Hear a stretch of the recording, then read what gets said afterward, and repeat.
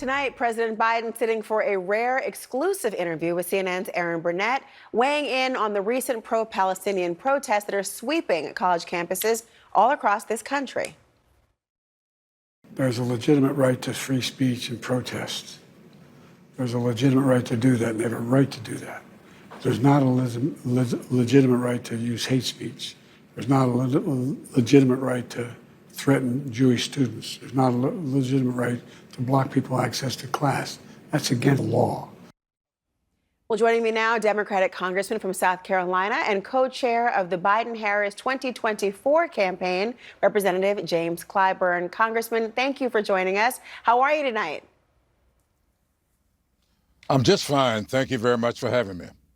Well, I wanted to join and ask you this question because you had recently said that Senator Bernie Sanders had made a good argument, you said, when he suggested that maybe this may be Biden's Vietnam. I do wonder how badly the war in Gaza is hurting President Biden, and frankly, how might he be able to turn it around? Well, I associated myself with his sentiments, that is, the senator's sentiments on that, because I've been a part of these First Amendment freedoms for a long, long time. I started marching and demonstrating as a 12-year-old. I organized sit-ins as a college student. In fact, the first sit-in in Orangeburg, South Carolina, was one that I organized. And I was a part of the hospital strike in Charleston back in '69. So I know these issues very well. And so I also know that when you start a movement like that, it gets infiltrated. And sometimes people are involved in the movement for their own personal interests. And that's what has happened in some of these instances when students are out demonstrating as they want to, and then others invade the campus who aren't even students. And so that's the kind of thing we have to guard against. And I was around in the 60s when we lost the efforts because of the Vietnam War, when people started sloganeering. I will never forget, burn, baby, burn. That was not what we were out there for. We were out there for an effort to make the First Amendment of the Constitution a viable amendment, to make the 13th, 14th, and 15th Amendments of the Constitution real for people. We were not there to burn down anything. We were out there to build up America.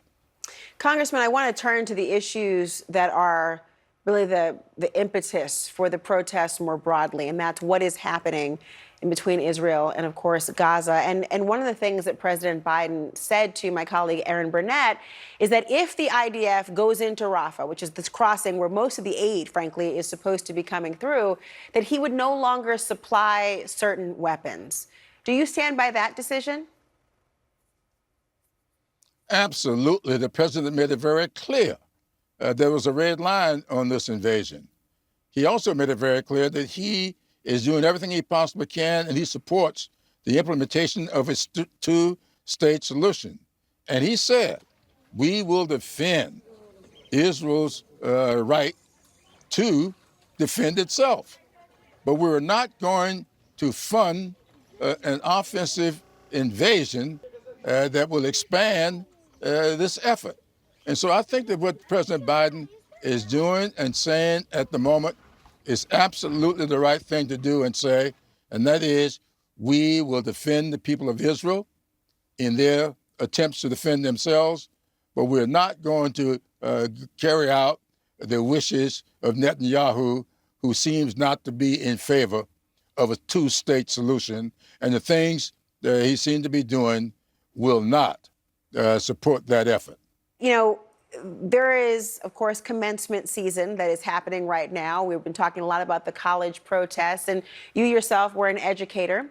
President Biden has been invited to speak at the prestigious Morehouse College. That is drawing a lot of backlash from some students and faculty. A graduating senior is saying, quote, "Don't try to use us for political clout. We are not pawns. We do not wish to be a part of your campaign." Now, I do wonder, do you think that the president, having been invited, having committed to give the commencement address, should he somehow be reconsidering withdrawing from the commencement? Well, I will say to that student that made that comment, the president did not invite himself to the college. He was invited to give a commencement address. I'm going to be at the campus of South Carolina State on Friday for its commencement. I was invited to be there. I was at Denmark Tech 2 weeks ago, responding to their invitation. So the president is not going down there to run a campaign. He's going down there to address the students, to congratulate those who have made this significant milestone, thank their parents and guardians and the school for getting them thus far, and to lay out a vision for the future of this country. He is not there as a part of the conflict in the Middle East, but simply to do as presidents do, attend commencements and offer as much encouragement as he can to students. And that's all the president is going to be doing there. And I would hope he can do that in a peaceful way. So he's not there to further a campaign. I think part of the reason that student made that comment is because, as you know, there's polling to suggest that there are, as there always are, key demographic and voters, not that there is any one monolith among the groups, but somehow this would be an intentional act to try to address Black men specifically. But you don't think that has been the calculation for why he has chosen to accept the invitation?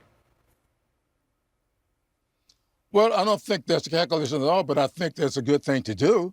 If Black men seem to be wavering in their support of his vision, lay out the vision for them so that they will be able to make up their own minds rather than the stuff they may be getting off of the internet and these other social media tropes that are out there.